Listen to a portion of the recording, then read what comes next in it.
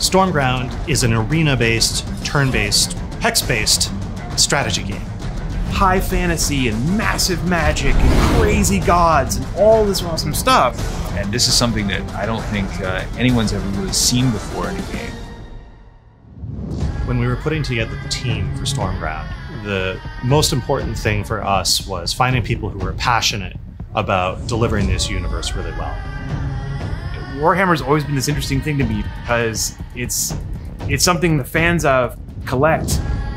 They then contribute to, they paint them, they bring them to life, they put them to field. Some people play games with them, some people just collect them.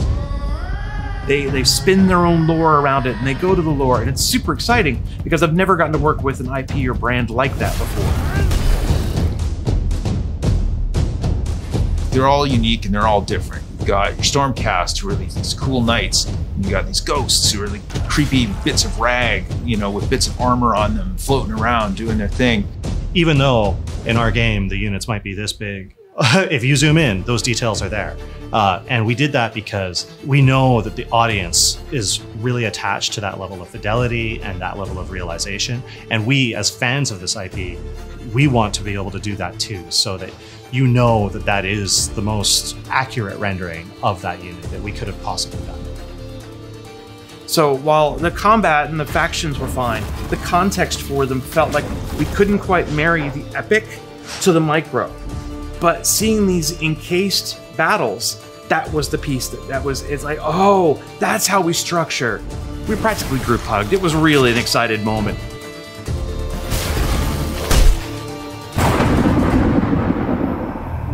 We kind of realized, wait a minute, this is the Age of Sigmar.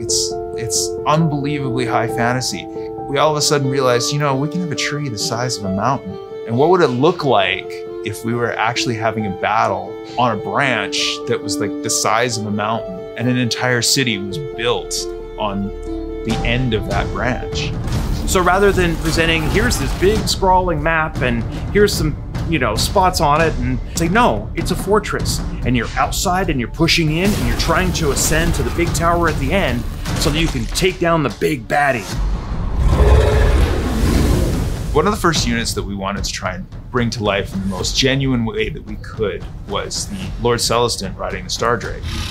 This was super exciting for me because it's the first time I've ever really gotten a chance to bring a dragon to life in a game. You feel the ground rumble, it's like swooping over, breathing fire, blowing the crap out of these hexes.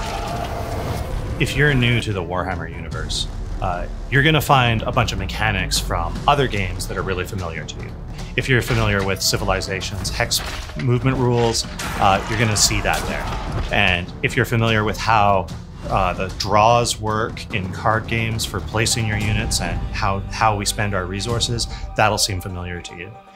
Part of our goals with this product is to take players who are interested in strategy games into the Warhammer universe and show them how beautiful it is. There's so much great lore and great characters to play with in that. Stormground is really exciting because it's the first time that we've brought the level of fidelity to the graphics and the presentation, the amount of detail, the kinds of units that we're putting on the screen, or even explored the universe that we're in, and like the kind of settings and places that we're going to.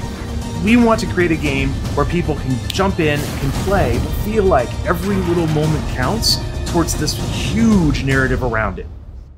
Everything is completely over the top.